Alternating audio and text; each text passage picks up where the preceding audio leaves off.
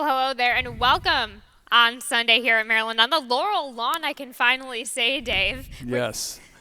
We are back on the turf today. The track is fast and the turf is good today, and we get to carry on right on with that. We've been having a couple of prices throughout the weekend though, just because we've been off the turf. I just want to bring up a couple of them. Race number 1, we had a $28.40 winner with Kevin G, Tom McMahon, and a $23.20 winner in race number 5 for William Humphrey and Boondoggle with Jonathan Maldonado.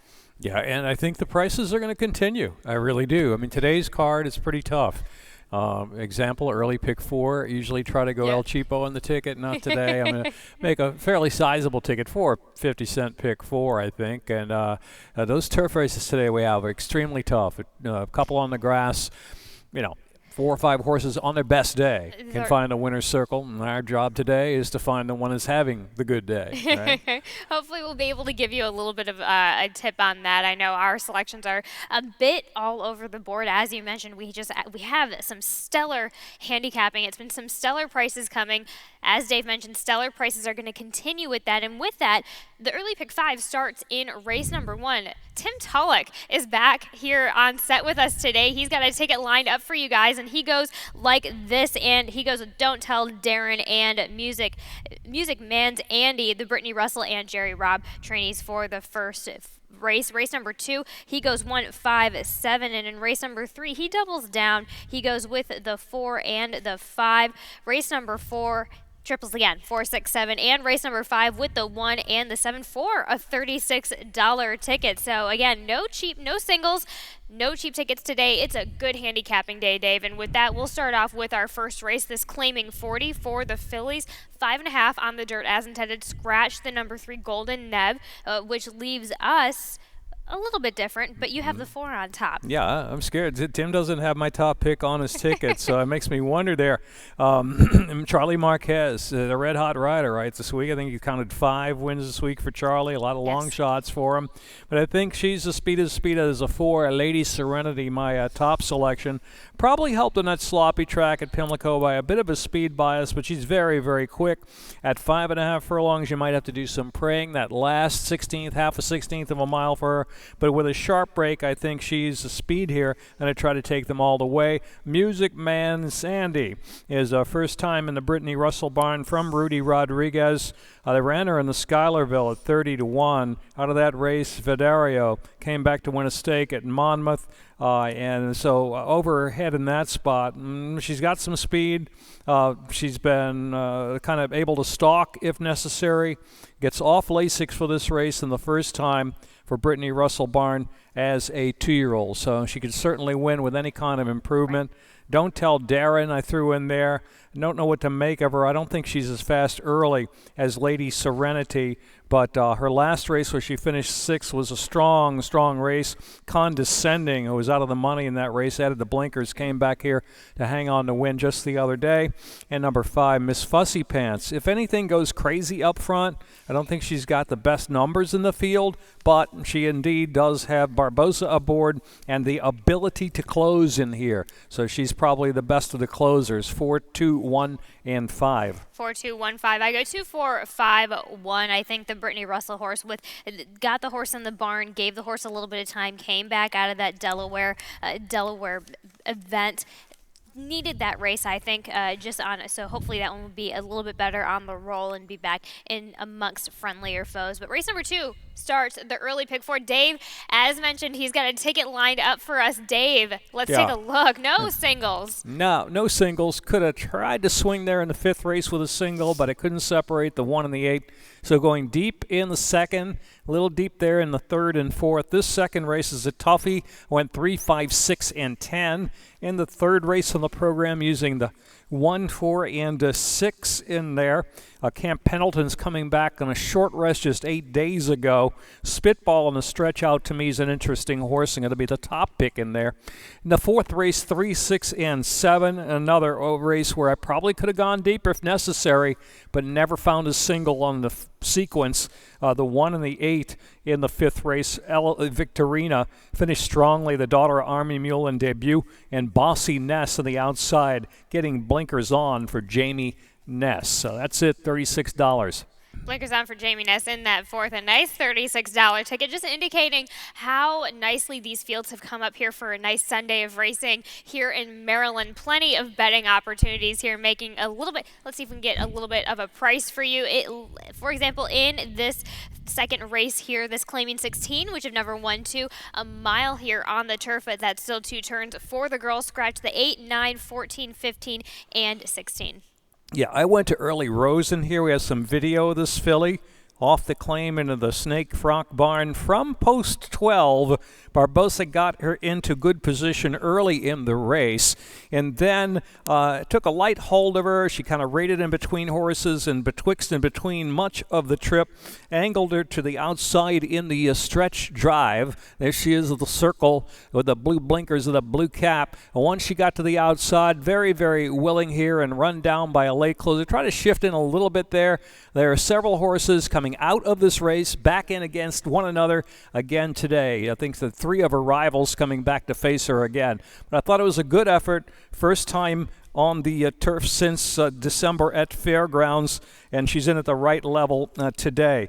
Two winners out of that race as well. So Early Rose going to be the top pick in there. Number 6 is Sweet Sensation, the Damon Dilladovico barn. This is a runner that tried to find the grass in the first start for Dilladovico. The race was taken off the turf to the sloppy main track. Didn't do much running, but Fortis, the runner-up of that race, came back to win, and the horses faced some better company on the grass at Belmont back in the spring. Number 5, Miss All-It. I know Tim Tullock kind of likes this horse. Maybe take a second look at that horse with the scratchy number 9, Love My Cat. She's one of the horses coming out of that Foxtrot Seville race there, where Early Rose finished third. She has the ability to rate a little bit if necessary and come from off the pace, and I think the pace will be fast in here with Mamba, Queen from the Hugh McMahon barn, Heartburn on the outside. It'll be honest enough, I think, for some closers to try to kick in. I definitely think that too. I think Miyayes might be in addition to that pace factor. I'm going 3 back, where this one went to the lead, but interfered with the horse early on, so was bumped down at that Delaware effort back in August. So that's the key race I'm going off of for Miyayes. Again, as you mentioned with Early Rose, I like how it's as long as this horse can keep up the form in the Frock barn, and Frock has been okay from Pimlico to Laurel lately in the 3 for 12 in the last 12 starts, 3 wins and 4 thirds. So consistent enough. So I do like Early Rose underneath, and of course Sweet Sensation. I love that. I love the turnover here, and then of course it's Damon Dilladovico. That barn is red hot right now. Yeah, indeed. That's an open race, so consequently, 4 horses. They kick off at early pick 4, at least on my ticket there. So, definitely. Race number 3 starts the Rainbow Pick 6. We have a nice enough carryover going on here today to wrap up your Sunday racing. If we could get that board up for the Rainbow Pick 6 starting in race 3, that's an $8,400 ticket. That starts, again, in race number 3. I've got a ticket lined up for you guys. I start off a little bit gutsy. I don't in this first race. I go right ahead away with my single, taking a risk on the number 4 Camp Pendleton, Rudy Sanchez Solomon, Luis Batista. They had a win together yesterday at a little bit of a price, so we may see a repeat offense there. Race number 4, Battalion is the one to beat in that race, so I went for something that shows a little bit of promise both in price and in talent with the Bomboloni. Race number 5, we have a stat coming up on the number 1 Ellie Victorina. Race number 6, that's the first race where I go wide. You could also add a couple more if you wanted. I think there's plenty of untapped potential in that field. It's a bit of a heavy, to me, that's the big heavy hitter of the day. Race number 6 on the turf. Race number 7, that is more wide open than you think, but I think those top 3, the 3, 7, 9, are going to be pretty interchangeable, pretty competitive against one another. So I have those horses in my top 3, but I could see that going any which way. Race number 8, that's where I go super wide. That's a great nightcap of a maiden 45 going long on the grass. So many options there. A $57.60 ticket. Whatever you do, don't sleep on that pick 6 today, because with the open turf races that we have, Right. You get that long shot in there, and maybe get lucky a couple of other races. You could be that single holder. Single holder. Let's see how it starts. Race number 3 is where it starts. In that claiming 8,000. A mile here on the dirt, the one-turn mile. You go with the number 6, Spitball, for Hugh Yeah. McMahon, J. Ron Barbosa. Let's get some video up of Spitball. Last race at Pimlico sprinting. They're trying a mile for this horse. He's tried to run the mile before back here at Laurel on a sloppy track way back and was third behind stakes-winning Accelerator back in April of this year. But I think Spitball's going to be in a good position. He's been even-paced in sprints. And this extra 2 furlongs is going to help him. He chased the pace of 23:246 and 3 in the second flight that day, and then went on to finish solid second there in the Red Bull Green Cap at Pimlico behind Bernie's on Fire, who's a known past speed horse and past class speed horse, I might add, as well. So that's the reason I think the stretch is going to help him in here. Your horse, Camp Pendleton, coming back off a strong performance, an 8 days rest, though. 8 days ago, October 8th, right? Right. Yep. Pretty short. It is pretty short, and that's not typically my move, but I've got a little bit of trust in the Rudy Sanchez Solomon barn. They did this move at Pimlico it was I can't recall the course, but it was a move that they did with this during the Pimlico meet, and it worked out for them. So I'm just going to go ahead and see if I can ride that pony. No pun intended, but I think also it's Louis Batista back in the saddle. I think we're just going to really try for a repeat performance here today. Wayne Cole dropping in Royal Crusader at the $8,000 level, having gone winless for so long, right? I think this is his level. A pretty good race, 3 back, I thought, at Pimlico, that allowance race. Couple of winners out of there, that Shack's Way race. And if things fall apart, Royal Crusader could come rolling in that long run to the second wire finish, 6-1-4-5. 6-1-4-5. Wayne Cole having a nice price win 2 days ago. Yes, it was. Yes, it was. Race number 4 is the starter optional, claiming 20,000. A mile and an eighth here on the turf. Scratch the 12 Welling, scratch the 15 Unconquered Spirit. You have the horse which I think is the horse to beat in this race, is Battalion. Red Hot Bob Claceris barn. Horacio Caramanos gets the call again. Let's see if they can get another win here on the Laurel lawn. Big race from this horse last out, right? He was on near the pace, drop back a little bit, rebid to get the victory going away against a couple of rivals again today. Checking on Bob Claceris with a winner last out back to the winner's circle.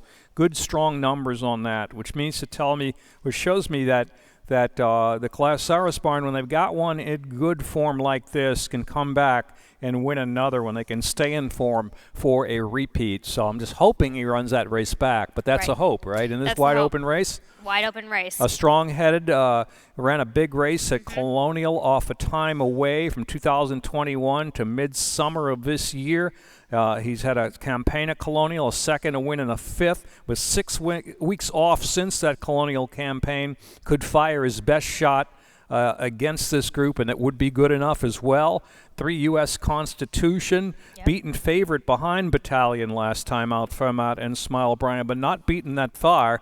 And Geron Barbosa comes right back for Trombetta for one more try. When you're beating a couple of lengths against the same horses, maybe with a little excuse, different trip, maybe could come back. You got to jump back in. 9, toe curl and kiss, a swing for the fences. There we go. It likes the mile and an eighth, I can tell you that, right? Yes. This is the key to this horse. Sometimes he fires, sometimes he doesn't. Right. But you're hitting the nail on the head with him, because I did have to take a second look at him. I like that. I give my shot to Bomboloni, Dale Capuano, Angel Cruz. This horse was always meant to stretch out. He tried with this horse going short, just tried on the turf. Like the turf, I think this horse is going to have no problem going that extra furlong here today. So just taking a little bit of shot. We are, again, that race all over the board, so many options. A wonderful turf card that we've got going, turf races that we have on this card going on. But race number 5 is a maiden claiming 45 for the girls. 6 furlongs here on the dirt. Dave, you have the number 8 Bossiness here on your top selection for Jamie Ness with the blinkers on. Ruben Silvera comes in for the call here today. And let's watch some video. September 11th at Pimlico on that sloppy track. You'll see Lady Serenity win the race. That's the horse in the first race today. Runner-up Pharaoh's Baby Girl finished second, came back to win. Bossiness in the Ness blue was down inside there from post 1. I don't think that got a little bit of kickback there and then kind of took herself kind of out of the race a little bit. 1,000%. Right there, you see? 1,000%. Yeah. She didn't like that in there. Lost her position a bit on Yep. the turn. So I don't know what that was all about, but the blinkers go on today. Maybe that'll be the key there. Drop back, maybe from slop kickback, maybe from just being green. Taken to the four-path into the stretch. Continued evenly on the chase of Lady Serenity. Again, a slight, I think, tilt to the speed that day at Pimlico. So maybe Bossiness can rally from off today with the blinkers, or maybe with the blinkers will be right up there. Another horse that caught the eye, Ellie Victorina, the one, is the second time out for the Brittany Russell barn, the daughter of Army Mule, with a big race. Almost showed that video, but decided to go with Bossiness. Here's a stat on Brittany Russell. Second start with 2-year-olds, 30%, positive return on investment. And the Army Mules have been running. This race, filly ran a big race, a second start. Could be the key here. She drifted in a little bit in the stretch. Didn't do much running until really about the 5/16 pole. She suddenly got interested in running and came rolling to finish third behind a speed wire-to-wire winner that day, Angel of Canterbury, a first-time starter. I think that was for Jamie Ness, if that served me, my mind served me correct there without researching it, remembering it. But Ellie Victorina, second out for Brittany Russell. 8-1, could have gone either way. You also have Army Mule, who's 37% with his second-time starters, specifically this mare. A listed stakes winner, actually a grade 3 winner, going short. So a lot to come from this filly, a lot expected of this filly here today.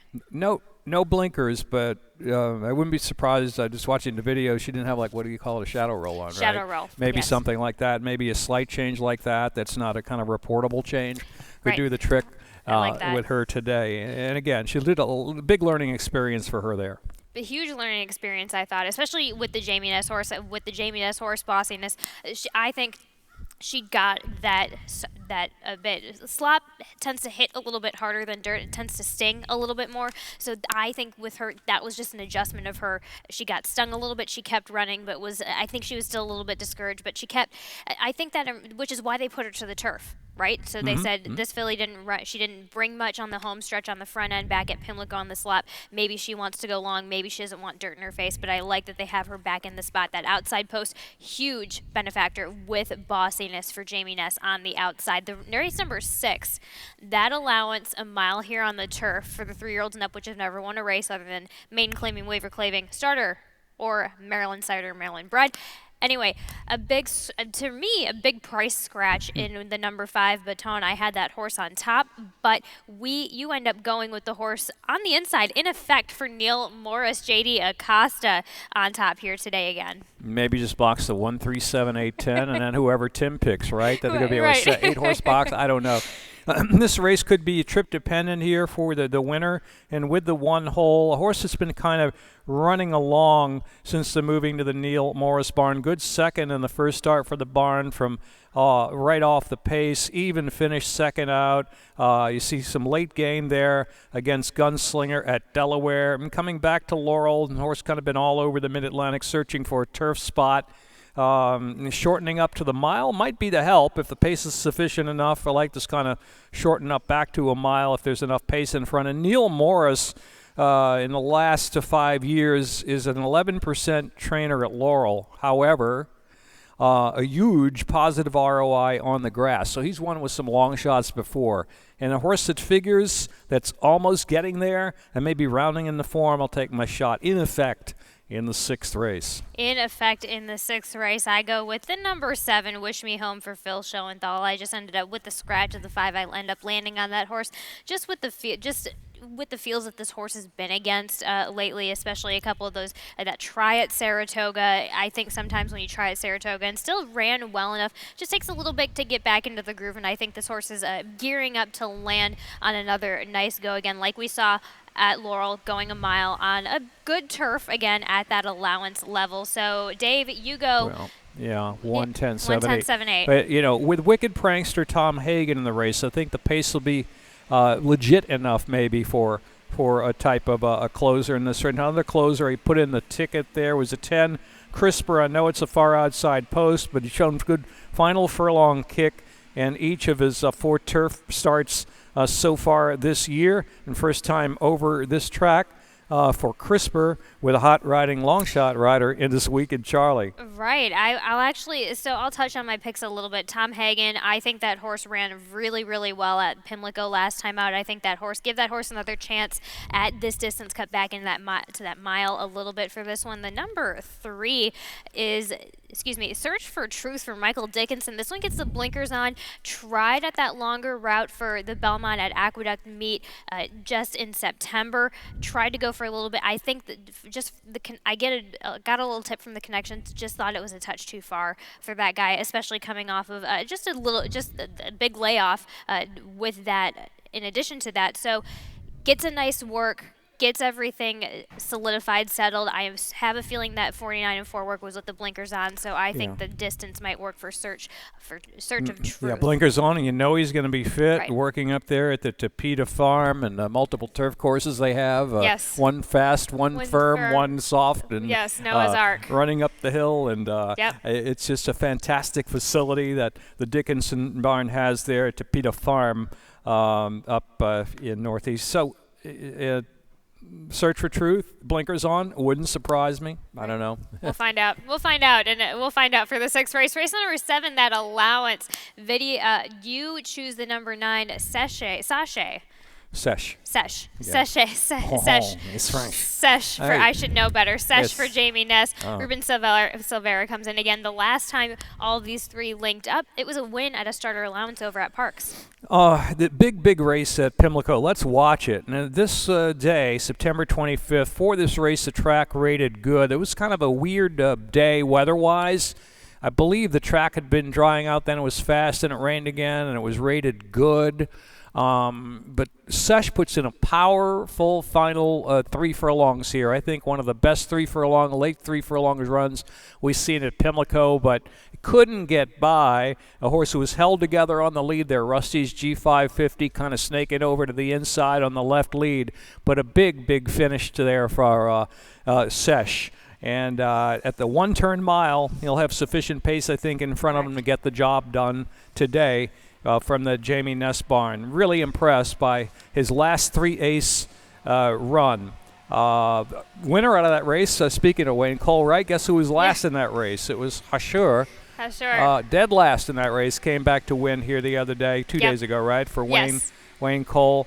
His last win, or 2 wins back Delaware in mid-summer, early summer. He beat a Hard Lightning and a horse named Event Party. That horse's recent best buyer figure in 83. That would be good enough to win this race, maybe more. So, yeah, I like Sesh today. Sesh today for Dave Rodman. I have him underneath. I go a bit of a touch. This horse is probably going to stay at 4-1, which I'm okay with for Judge Davis. Shug McGahee.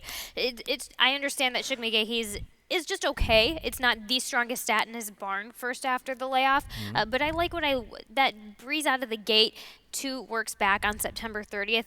That is what I really like. So as long as that horse can get that kind of trip, getting quick enough out of the gate and sustaining that, I think Forrest will time this well enough according to the horse that's underneath her for today. Yeah.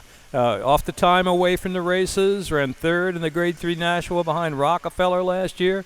First Lasix, time away, big improvement possibly there. Big improvement possibly. You go with the 5 underneath, Friendly Fella, Claudio Gonzalez. Yeah. Carlos Lopez back in the saddle here. Claudio's got, 2 in here, right? Yeah, he's got the 2, Our Lucky Man. He's got Friendly Fella, who suddenly put in a 3-race freak streak, so to speak, at Monmouth from $8,000 claimer to optional claimers, won 3 in a row, then disappointed as the favorite. He could pop out there and try to set a good pace up front. That seems to be maybe the way they're going to go for him today, because the other Claudio in the race is the closer, right? Our Lucky Man, who's kind of a closer, had an excuse last time out as a beaten favorite at Pimlico.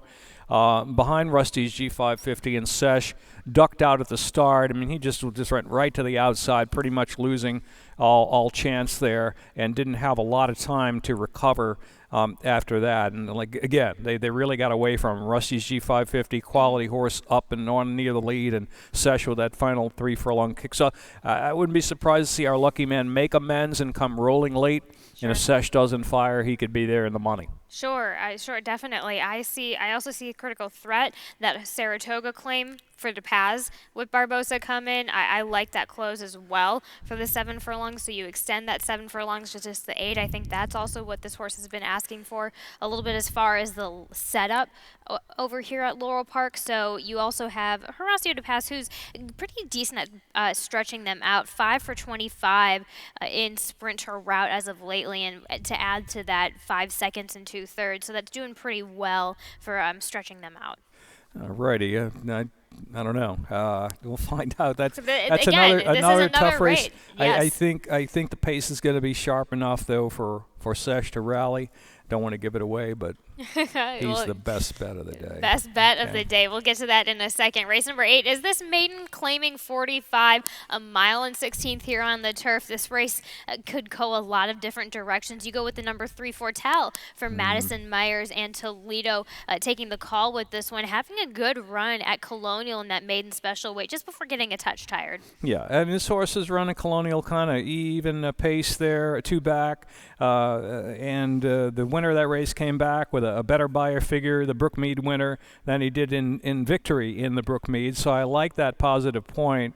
He just kind of even paced it through the stretch, but there have been 2 winners, next out winners out of that race. He's had a little break. She's had a little break. I think she's in a right spot today to try the turf here for Madison Myers, and you get the services of Toledo, who rode he's familiar with this filly. He rode her in the Brookmead and came back to ride her in the maiden special. Now into the tag, the high tag, back again this afternoon for $45,000. Not in love with her, but maybe there's another horse in here you might want to look at. That's the 5 Fancy Scepter. Waiting for the story. Here's some video from Parks at the start. I think we have the start. Watch this.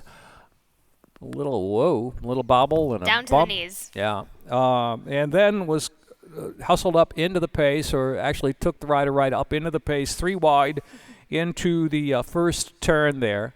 There you see 3 deep. It's the outside. On the outside. And then in the stretch run. Didn't give up the fight. Was a beaten favorite that day, but right there in between horses in the battle. Those 2 horses kind of get away late, but it wasn't like he was stopping, and didn't lose a lot of ground that last 16th of a mile. So he's back on the turf this afternoon. This race here at video was a race originally carded for turf and moved to the main track. How about this? Race 2 back. Last time he was on the grass, July 13 at Parks. You heard of key races, right? Right. How about 6 horses, 6 winners out of that race? Wow. So what was it? 10? There were 10 in the field. So he'd be the 7th winner out of that race if he comes back this afternoon. I had to use this horse for sure. Fancy Scepter. With Abner Adorno coming down from Parks. Absolutely. I'm loving the story. I'm loving the Well, stories are nice, but stories are nice. Stories with the price. Stories with the price. That was the key thing. That was the key caveat. Stories are nice, especially with a price. Exactly. Yeah. Yes, definitely. We both have the number 7 underneath. Self-assured. Rodney Jenkins, Victor Carrasco went well that first time off of a big layoff, nearly a 10-month layoff with that first time back, just missed it by almost 4 lengths. Could come back to put in a nice strong performance like that again.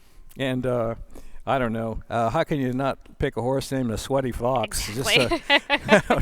Anyway, originally, a few days ago, all the rain we had and thinking we may have been off the turf. I kind of like this horse in the fact that she faced a tough field last time out at Kentucky Downs in the undulating course, going a mile from maiden special.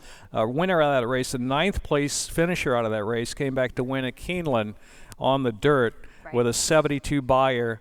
maiden special weight company. So And on top of that, that's Kentucky Downs. It's a bit of an undulating turf course. This Carrie's taking these horses out at the Fair Hill hills, which they're still undulating, but Kentucky Downs is a little bit of a different type of surface. Around the turn and Yes. and down the dips, and some the horses dips. just don't handle the track for sure. Correct. But it was a tough reel. I mean, she was 49-1 in there, right? Right. And she's second time here for Carrie Bryan. Does a great job with jumpers and Yes. with flats and flats, with all and kinds of she does horses. it all. Carrie Brown does it all.